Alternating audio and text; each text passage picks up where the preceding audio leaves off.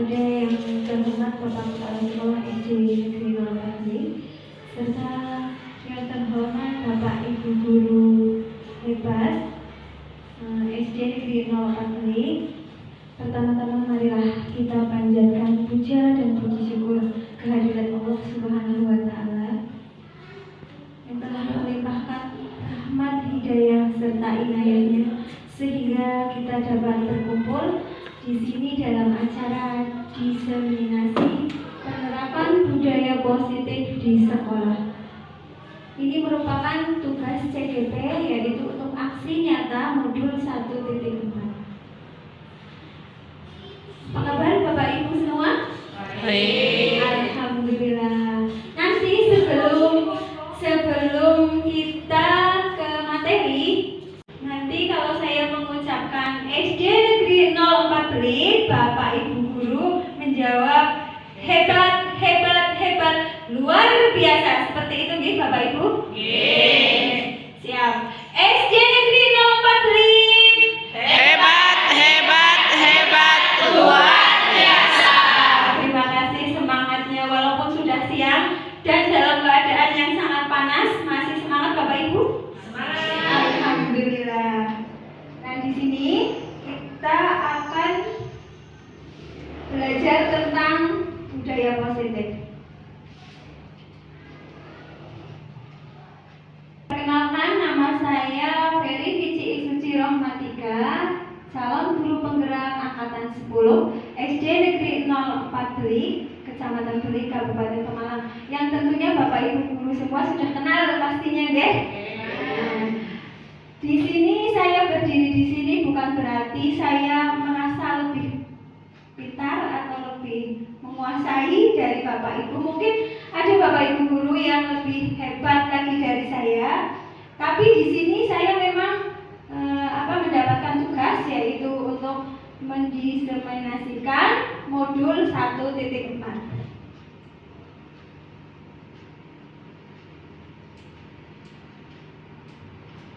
Nah, di sini kita akan mempelajari tentang konsep inti budaya positif.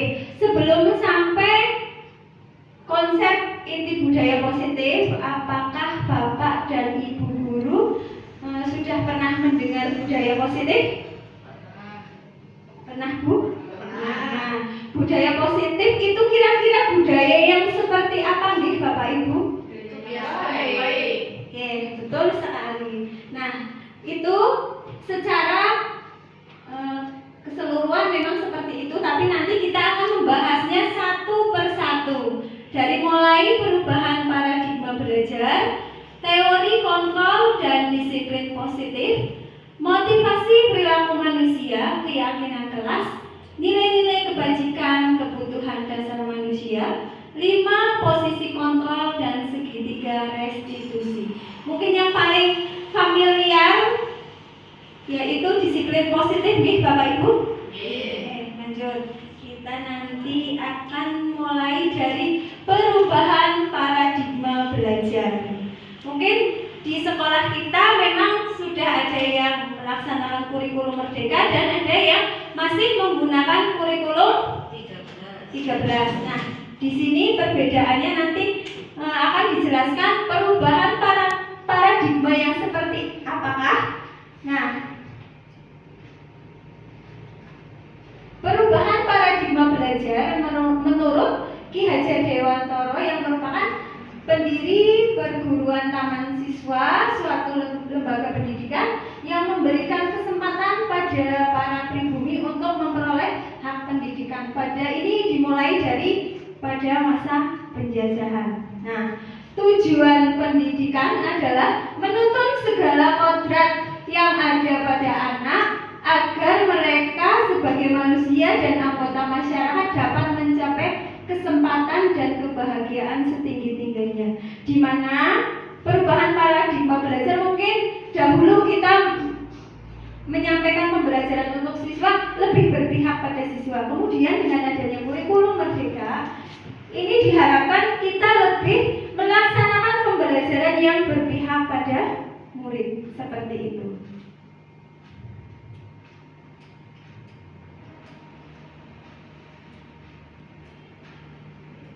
Nah, pendidik itu diibaratkan seorang petani, di mana anak-anak peserta didik kita adalah kita ibaratkan sebagai biji tumbuhan yang disemai dan ditanam oleh petani. Kemudian anak-anak bagai bulir jagung yang ditanam.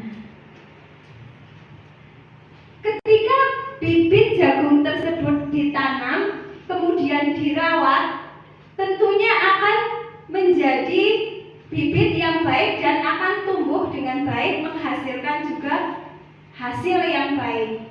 Kemudian anak-anak didik kita juga ketika kita mendidik secara lebih diperhatikan, mendidiknya juga lebih berpihak pada anak, mungkin anak-anak akan merasa lebih termotivasi karena kita tidak hanya mengajarkan sesuatu atau memaksakan anak untuk belajar, tapi kita akan melatih anak untuk lebih mandiri, lebih kreatif, seperti itu. Kemudian selain tumbuh dengan baik, apabila bibit jagung tadi tidak disiram, kemudian tidak dipupuk, nanti akan tumbuh tidak optimal. Seperti itu juga mungkin murid-murid kita semua. Nah, di sini ada 3 semboyan Ki Hajar Dewantara, yaitu yang pertama ing ngarso sung tulodo, di mana guru harus bisa memberi contoh atau panutan kepada murid-muridnya. Kemudian yang kedua ing ngarso ing madyo mangun karso, guru harus bisa membangkitkan semangat atau kemampuan dalam diri murid untuk terus belajar dan melakukan inovasi. Kemudian satu lagi yaitu tuturi handayani. Ini yang paling familiar. Guru harus memberi dorongan atau motivasi kepada muridnya. Nah, Ibu dan Bapak sudah pernah dengar yel-yel profil pelajar Pancasila? Pernah ya, pasti pernah. Apalagi yang sudah mengajar dengan menggunakan kurikulum merdeka. Ya, mari kita simak bersama-sama.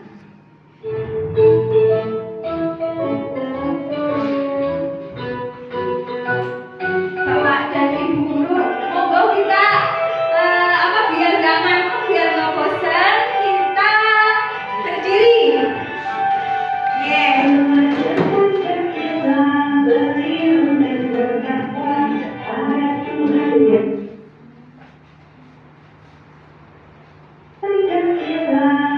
Kita nanti bersama-sama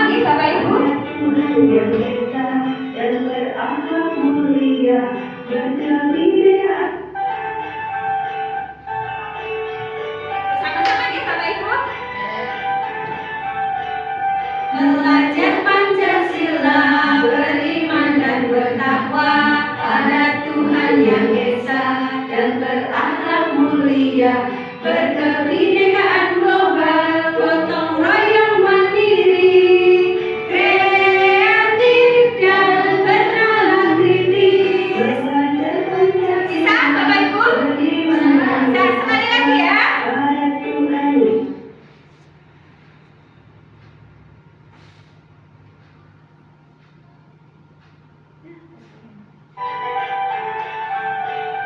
Belajar Pancasila, beriman dan bertakwa pada Tuhan Yang Esa dan berakhlak mulia, berkebinekaan global, gotong royong mandiri, kreatif dan bernalar kritis.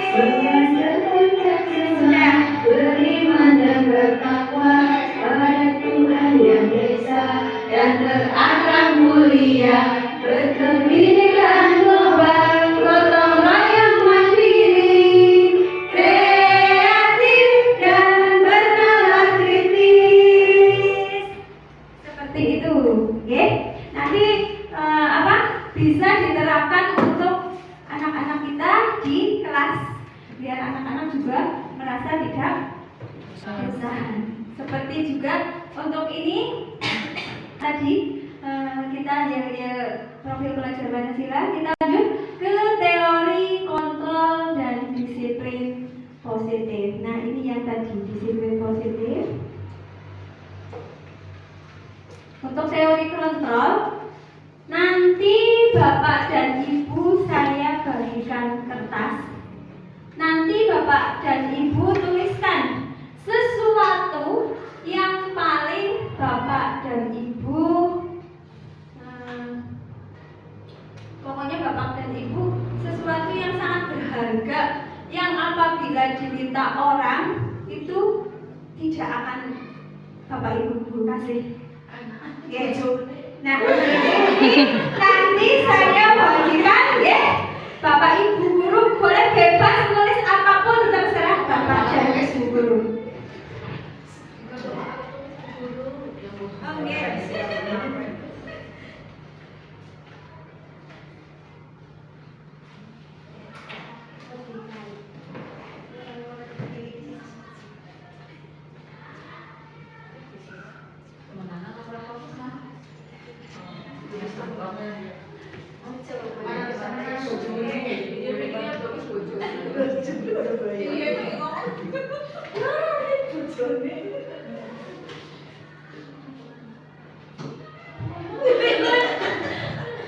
Monggo dipikirkan kira-kira yang paling sesuatu yang paling berharga dan tidak akan Bapak dan Ibu guru berikan kepada siapa? Monggo.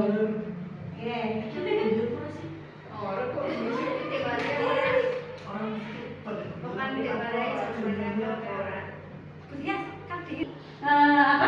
Ada A dan B, Anda dan teman Anda sobeklah secari kertas. Lah ini kertasnya, tuliskan benda atau sesuatu yang sangat berharga untuk Anda, letakkan di salah satu tangan Anda dan genggam benda tersebut dengan segala daya, buatlah sebuah kepalan. Seperti itu Bapak Ibu. Mari kita kepal bersama-sama.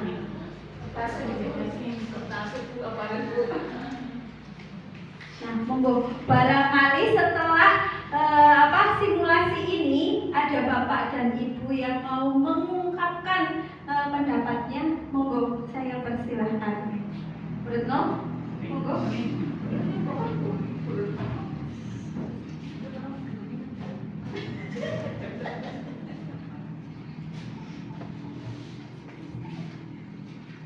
Hal yang berharga untuk saya dan akan saya pertahankan. Saya menuliskan di sini keimanan atau agama saya. Saya walaupun dirayu-rayu, saya tidak mau. Saya tetap berpegang pada agama saya sekarang. Mungkin demikian, Batik. Tepuk tangan. Seperti itu. Itu adalah salah satu contoh simulasi untuk teori kontrol, dan dari teori kontrol itu kita dapat menyimpulkan bahwa kita kita sendirilah yang akan memegang kontrol untuk diri kita sendiri. Nah, mau dibawa kemanapun kalau kita memegangnya dengan erat, tidak akan goyah walaupun ibaratnya diiming-imingi uang atau diiming-imingi apapun, tidak akan goyah seperti itu. Kontrol itu ada pada tangan kita sendiri seperti itu. Ya. Ini untuk teori kontrol.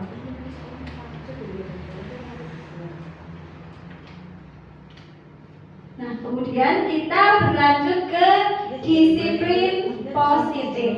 Disiplin positif, disiplin itu berasal dari bahasa Latin yaitu disiplina, ya, yang artinya membuat orang menggali potensinya untuk menuju sebuah tujuan apa yang dia hargai. Namun dalam budaya kita makna kata disiplin telah berubah menjadi sesuatu yang dilakukan seseorang pada orang lain untuk mendapatkan kepatuhan. Kecenderungan umum adalah menghubungkan kata disiplin dengan ketidaknyamanan, bukan dengan apa yang kita hargai atau pencapaian suatu tujuan mulia. Maksudnya, disiplin positif kalau menurut kita kadang-kadang lebih memaksakan, tapi sebenarnya tidak, ya. Pada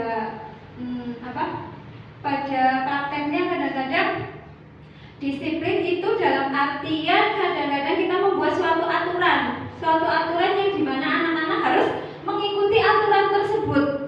Nah, di sini kan ada sesuatu yang dilakukan seseorang pada orang lain untuk mendapatkan kepatuhan. Nah, itu salah satu contohnya tata tertib seperti itu. Kan misalnya kalau anak-anak melanggar, kita akan cenderung memberikan hukuman kepada anak tersebut. Seperti itu. Disiplin positif yaitu disiplin sesuatu yang akan mereka lakukan tapi tidak merupakan tekanan buat mereka.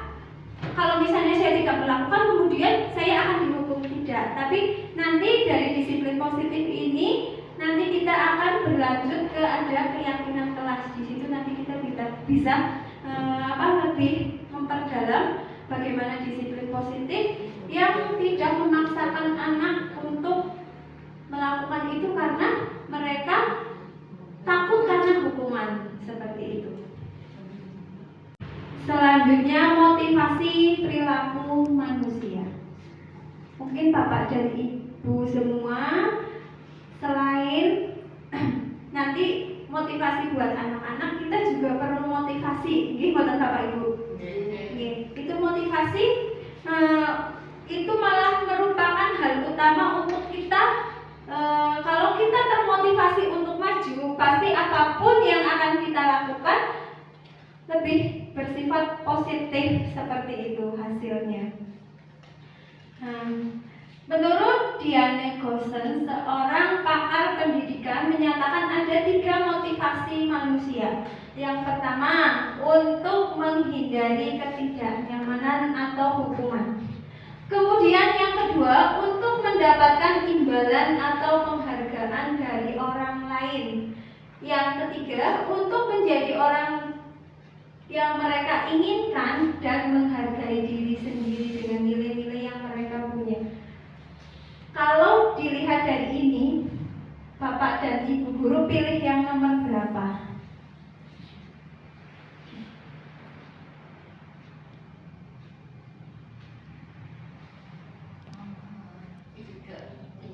Nah, kalau yang nomor 3 ini memang suatu tujuan yang paling mulia kalau menurut saya. Kalau yang satu dua ini lebih untuk menghindari ketidaknyamanan atau hukuman. Misalnya kita berangkat ke sekolah, itu motivasinya berangkat pagi bukan karena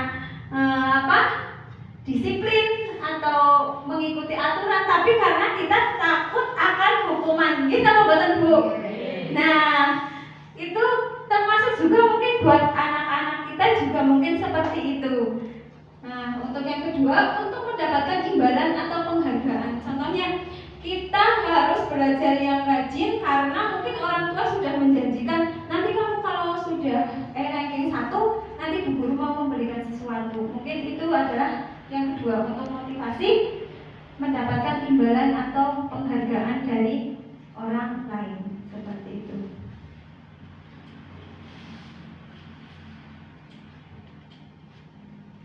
Kemudian yang keempat, nilai-nilai kebajikan universal. Nilai-nilai kebajikan universal itu sangat luas, ya.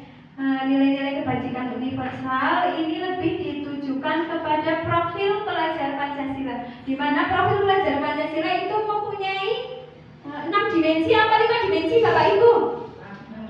6, ya.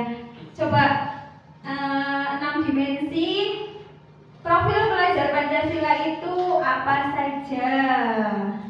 Yang pertama, beriman, bertakwa kepada Tuhan Yang Maha Esa dan berakhlak mulia. betul sekali. Kemudian yang kedua, ayo Buning, yang kedua apa?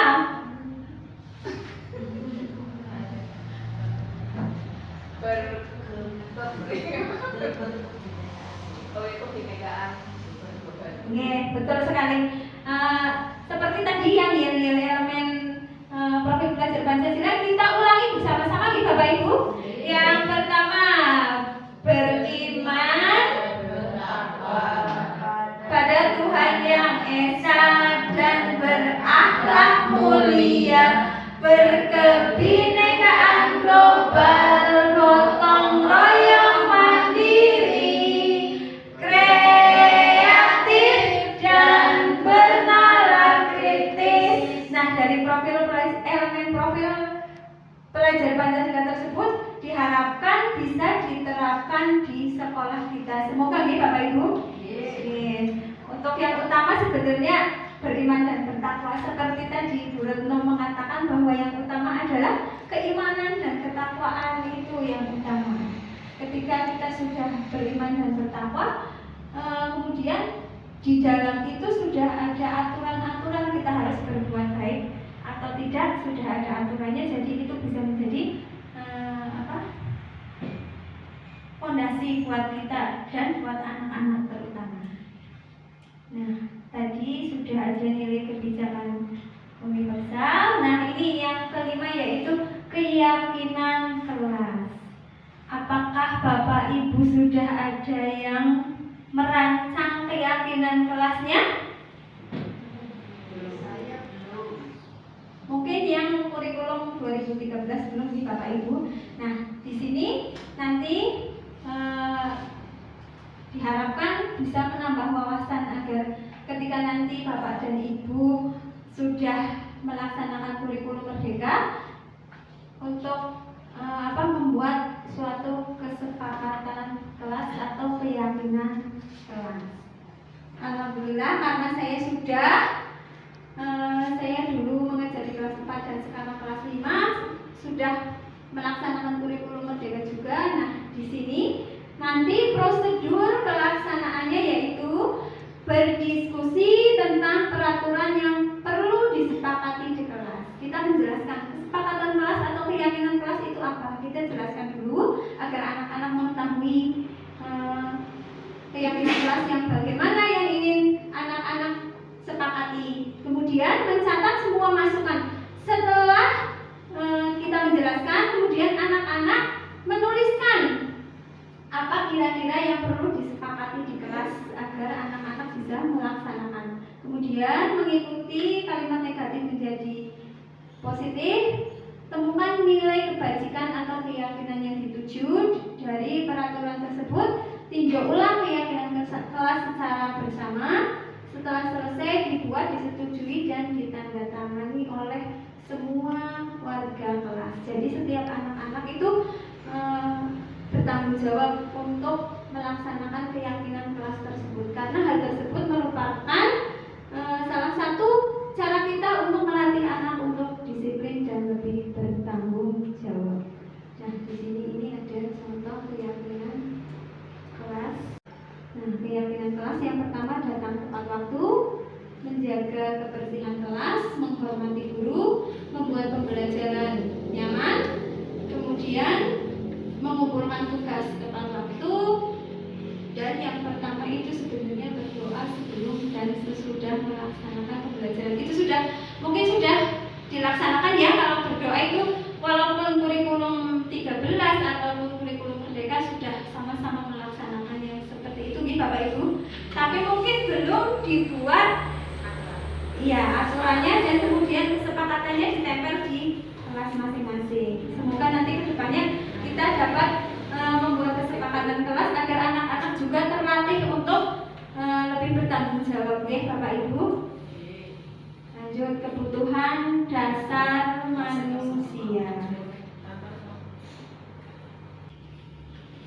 Kebutuhan dasar manusia itu ada berapa? Ada yang sudah pernah mengetahui kebutuhan dasar manusia? Ada 3. Ayo, ada lagi. Ada berapa kebutuhan dasar manusia?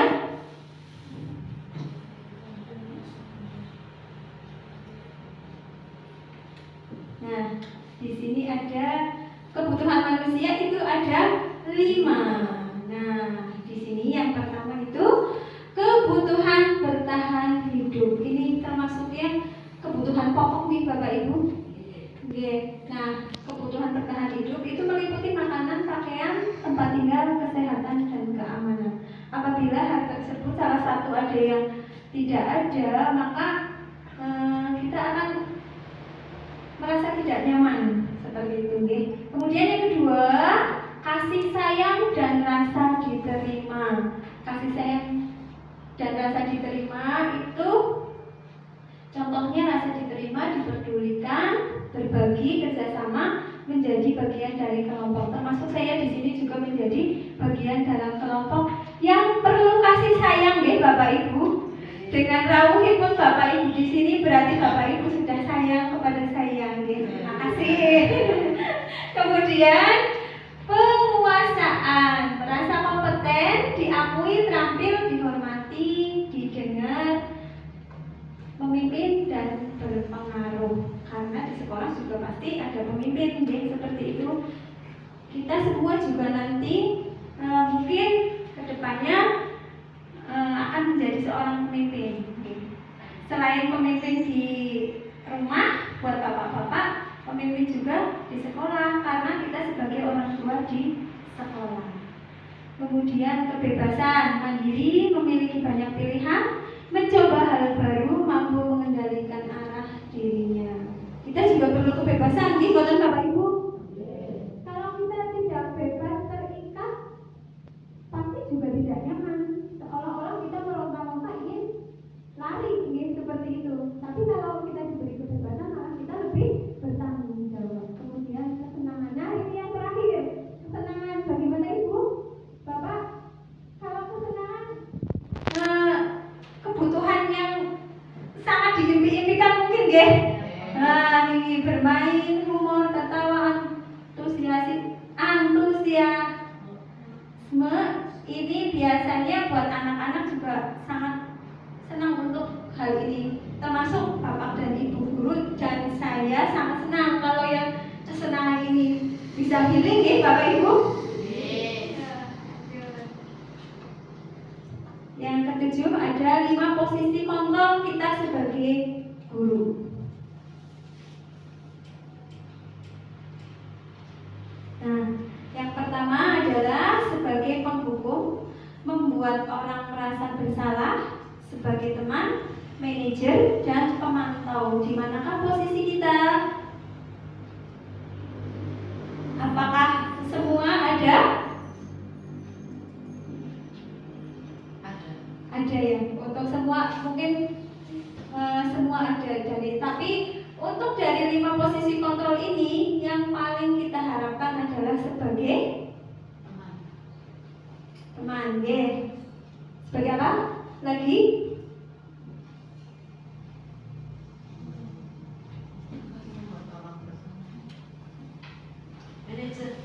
Manajer, ya. Pembuat orang merasa bersalah ini maksudnya begini kuning, bukan maksudnya kita menindas anak-anak, tidak kuning, tapi membuat orang merasa bersalah ketika kita bertutur kata halus kepada anak. Akhirnya anak-anak yang tadinya pinginnya tidak mengikuti aturan, akhirnya ketika kita ngomongnya halus, mereka malah akhirnya lebih merasa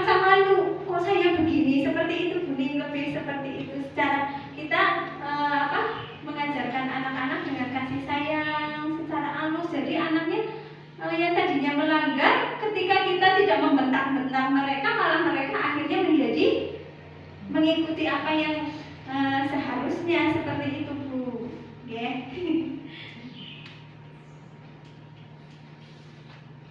Nah, ini ada pertanyaan-pertanyaan. Coba kita amati bersama-sama. Saya kecewa sekali dengan kamu. Kamu tidak pernah benar melakukannya. Ayolah lakukan demi ibu atau bapak. Apakah kamu mau mendapatkan stiker bintang hari ini? Bagaimana kamu bisa menyelesaikan masalah ini? Kamu selalu yang paling terakhir. Ini coba yang pertama ini posisi kontrol apa kira-kira?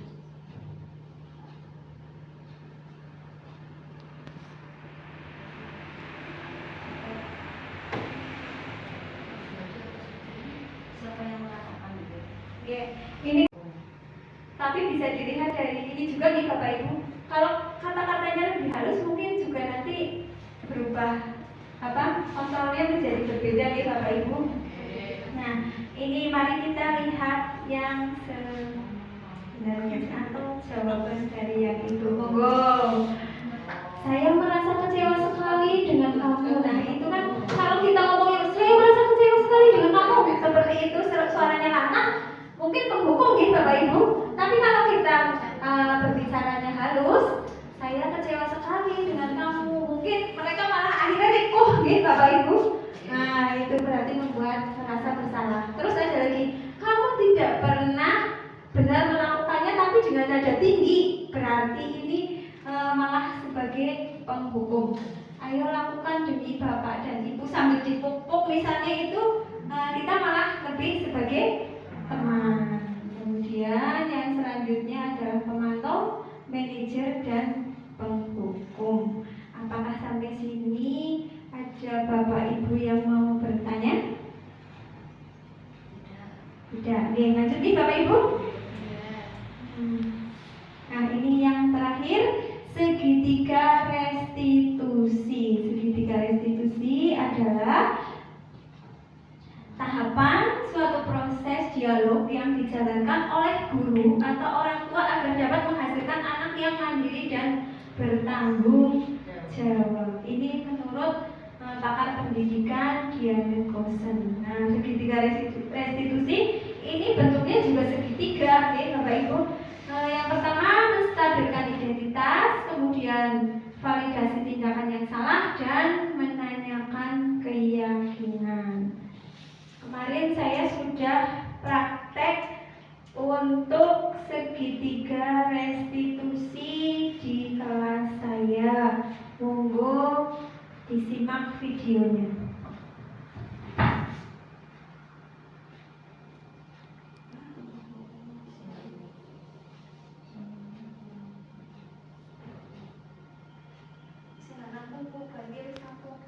Disimak videonya.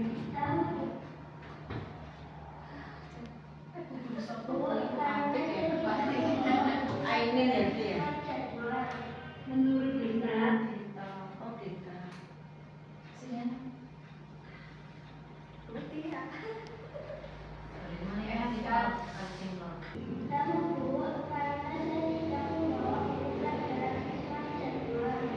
menurut kita tidak membawa buku sepeda,